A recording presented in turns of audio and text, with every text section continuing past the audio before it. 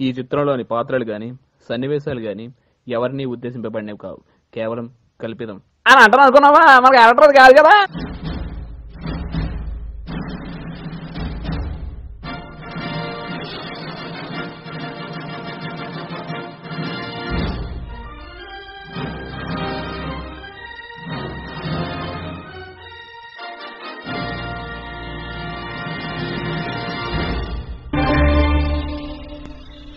ఒకసారి ఇంకోసారి ఓరీడాసాలు కుంఫు వల్ల ఒళ్ళు జిమ్మంటాం కదా.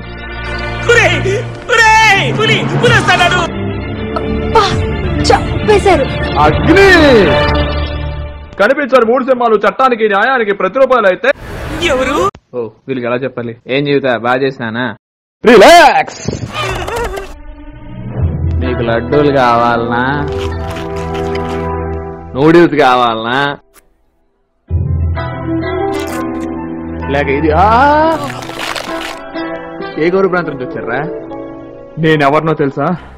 నా వెనక ఎవరున్నారో తెలుసా? నమస్తే సార్.